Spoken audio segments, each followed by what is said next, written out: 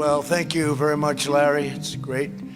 Recentemente, o presidente americano Donald Trump apresentou no Fórum Econômico Mundial um plano para o futuro da faixa de Gaza. Através de imagens de inteligência artificial, ele propôs a ideia chamada Nova Gaza. Mas afinal, o que há por trás desse projeto todo? Antes da gente entrar na problemática do vídeo, vamos dar um contexto rápido aqui do cenário. Quando a gente fala de Gaza, temos dois caminhos. A cidade de Gaza, que é o núcleo urbano principal da região, e faixa de Gaza, que é o território de 360 km² no qual a cidade de Gaza está inserida. Para nível de comparação, ela é próxima do tamanho de Belo Horizonte e, por coincidência, também tem uma população parecida, 2,2 milhões de pessoas. A guerra atual teve seu início em outubro de 2023 e, por dados das Nações Unidas, é estimado que mais de 1 milhão de pessoas sofreram deslocamento ou ficaram sem alguma espécie de abrigo. E por mais que a guerra seja diretamente relacionada ao tema, a gente vai falar apenas por alto nela, já que o produto em questão da análise é o projeto Nova Gaza. E o importante não é o desenrolar da guerra,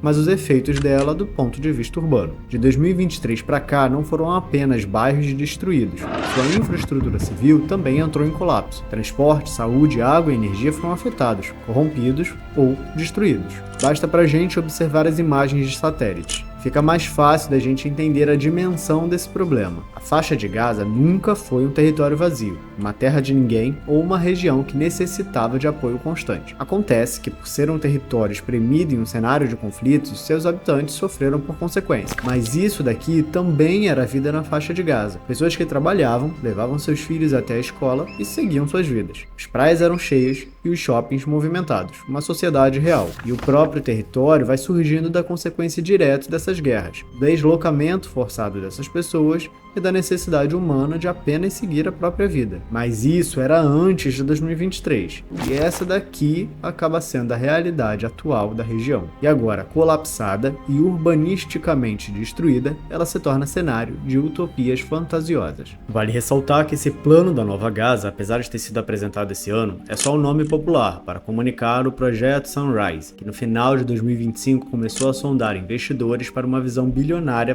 para o futuro da faixa de Gaza. No The Times of Israel, eles divulgaram um preço de 112 bilhões de dólares para os primeiros 10 anos de desenvolvimento. Esse projeto foi apresentado de portas fechadas com 32 slides para investidores e relata um plano em 4 fases de construção. Na primeira parte seria realizada a limpeza dos entulhos, tudo que sobrou depois da guerra, além de recolher as bombas não explodidas e destruir os túneis do Hamas existentes. Fala também que nesse período os sobreviventes seriam deslocados para abrigos temporários, mas não há nenhuma informação de onde seriam ou como seriam. Curiosamente, poucos meses antes, o ministro de Defesa de Israel, o senhor Israel Katz, falou sobre a criação de uma área restrita para a população palestina. E com base nas reportagens da CNN e críticas da ONU, esse plano possui alguns pontos estranhos. Esse deslocamento não seria opcional, seria obrigatório. Lá existiria uma triagem para impedir a entrada de qualquer pessoa relacionada ao Hamas. E uma vez deslocados para o local, os civis seriam proibidos de sair de lá. Mas é claro, tudo isso pela segurança deles. Adiante do plano da Nova Gaza, ou Project Sunrise, a segunda etapa seria para a criação de equipamentos públicos e infraestrutura urbana. Aqui eles sinalizaram a construção de residências de luxo, além do transporte ferroviário de alta tecnologia, que não foi especificado de qual tipo seria. Seriam construídas 100 mil habitações, 200 escolas e 75 instalações médicas. Mas essa parte do projeto não seria para a população deslocada lá na primeira etapa. Seria destinado à elite da região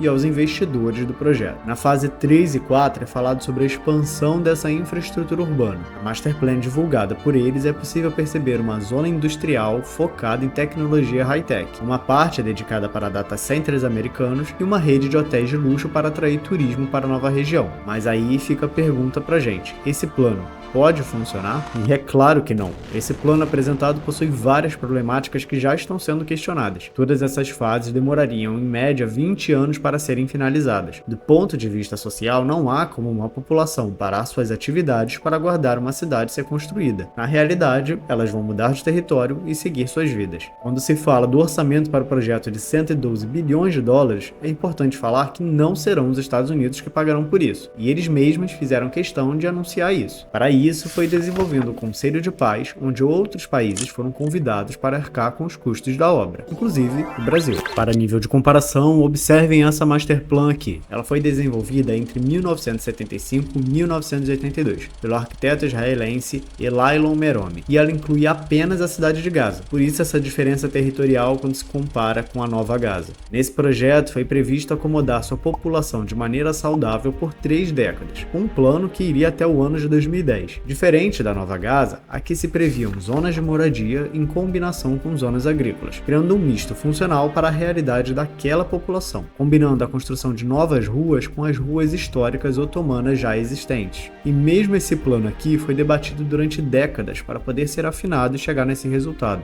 Ele nunca chegou a ser executado em sua totalidade, mas ele serviu bastante como uma orientação para o futuro das obras na cidade. Quando nos deparamos com a planta da Nova Gaza, percebemos que não é uma cidade funcional, é um polo turístico. Lá atrás, Jane Jacobs já nos alertou: cidades só funcionam quando são criadas pelas pessoas que vivem nelas. Qualquer tentativa de importação tende ao fracasso. E aqui cabem 2 exemplos que já falamos em outros vídeos: a loucura da Akon City, abandonada antes mesmo do início das obras, e a grandiosa e famosa The Line, a promessa de um futuro tecnológico produzido pela Arábia Saudita. O resultado dela é que nessa semana o governo emitiu uma nota com a realidade: cara demais para ser feita e fraca demais contextualmente para ser uma cidade. E ouso dizer mais aqui, deixando claro que é a minha opinião. Eles sabem, no fundo, que não vai funcionar. Se essa concepção urbana apresentada fosse boa, ela seria feita no próprio território deles, mas a demanda energética e de consumo prevista para Nova Gaza é a chave do fracasso. Ainda que essa espécie de turismo bizarro de visitar um lugar que foi palco de 80 mil mortes possa funcionar, não é algo que a longo prazo vai se manter. E quando acabar o turismo, o que vai restar para seus moradores? Mas eu espero que tenha deixado claro o conceito de Nova Gaza e eu quero agora saber a opinião de vocês. O que vocês acham desse projeto e se vocês acreditam que possa funcionar.